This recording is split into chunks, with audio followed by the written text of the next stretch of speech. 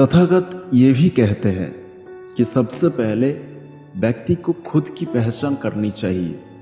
दूसरों की बजाय व्यक्ति खुद के बारे में ज़्यादा जानती है।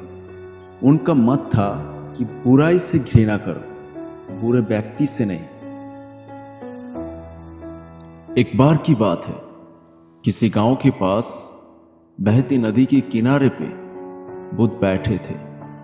किनारे पर पत्थर की भरमार थी, पर छोटी सी वह नदी अपनी तरल धारा के कारण आगे बढ़ते ही जा रही थी। बुद्ध ने विचार किया कि ये छोटी सी नदी अपनी तरलता के कारण कितने की प्यास बुझाती है, लेकिन भारी भरकम पत्थर एक ही स्थान पर पड़े रहते हैं और दूसरों की मार्ग में बाधक बनते रहते हैं। इस घटना की सीख ये है कि दूसरों की रास्ते में रोड़े अटकाने वाले खुद ही आगे नहीं बढ़ पाते, परंतु जो दूसरों को सद्भाव और स्नेह देती है वो स्वयं ही आगे बढ़ जाता है। बुद्ध ऐसे ही विचारों में मगन थे कि तभी उन्होंने ग्रामीणों की एक भीड़ को अपने ओर आते देखा। बड़ा शोर था और लोग किसी युवती के प्रति अपशब्द बोल रहे थे। तथागत ने देखा कि लोग एक युवती को घसीटकर ला रहे थे और उसको गाली भी दे रहे थे।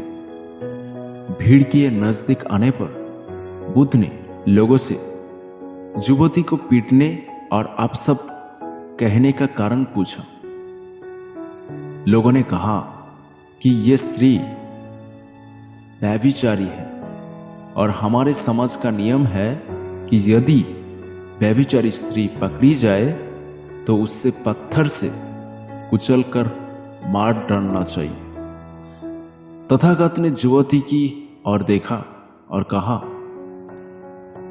जो तुम करना चाहते हो वही करो, पर मेरी एक शर्त है कि पत्थर मारने का अधिकार वही है जिसने कभी व्यभिचार ना किया हो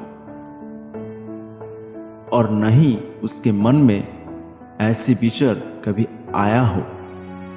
इतना कहकर तथागत शांत हो गए। चारों ओर मौन था। कुछ समय बाद लोगों की भीड़ मन में पश्चाताप का भाव ले हुए वहां से विदा हो गए। इस घटना से यही सत्य उभरता है कि हम खुद अपने प्रति न्याय कर सकते हैं, दूसरों की प्रति नहीं, क्योंकि हमारी जानकारी दूसरों के विषय में आधुरी होती है। यदि हम किसी के प्रति न्याय करना चाहते हैं तो उससे प्यार और स्नेह मिलना चाहिए कि वो खुद ही अपने दोषों को स्वीकार कर ले और उन्हें पुनः न दोहराने का व्रत ले।